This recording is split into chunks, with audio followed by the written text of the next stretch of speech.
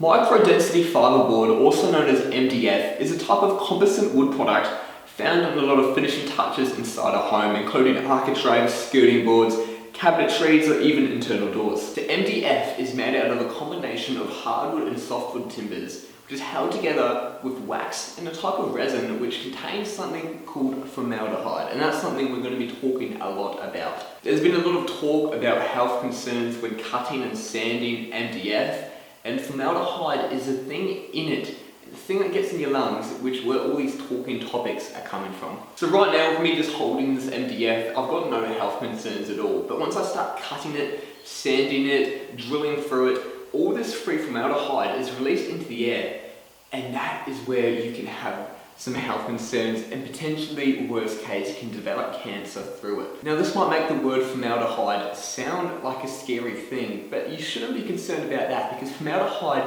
is found and it is present in a lot of things, such as humans, some foods we eat, and trees. And now since it's present in so many things, you might be asking, why is it particularly bad when it's found in MFD? And that is because of the concentration in it when it comes out. So formaldehyde, when it's released naturally in other aspects apart from MFD, it is normally found in concentrations less than 0.03 parts per million.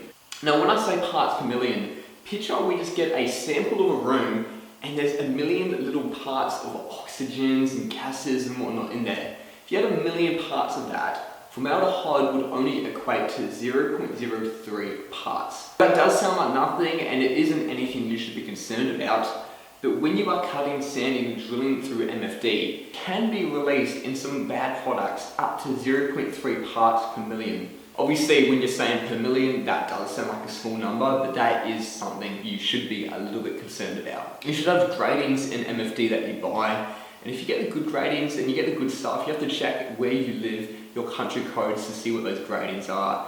But you should be using grading which releases less than 0.1 part per million. And when you've got that stuff, you still need to be careful and do follow some safety precautions I will list out. There may also be a second grade of MFD, and that can have formaldehyde from 0.1 part per million up to 0.3. Now, I might be talking about a few big words or numbers that might be going over some of your heads. But the thing you need to be concerned about is that it is proven that you do have formaldehyde in here, which is coming out in more amounts than it is normally naturally coming out. Now when I was having a quick search on the web trying to find a little bit more about MDF, I found a lot of articles contradicting each other, and a lot of articles saying, do not worry about MDF, it's not as bad as what you think, which in a lot of cases I feel like it isn't as bad as what people think. But long-term exposure to this stuff could end up being fatal, worst case scenario. Whether it is as bad or not as bad as you may think it could be, do always use an extraction source, a vacuum or something, to get the dust away when you are drilling or cutting, especially sanding, and also just wear a face mask. Your face mask shouldn't be the primary source of prevention.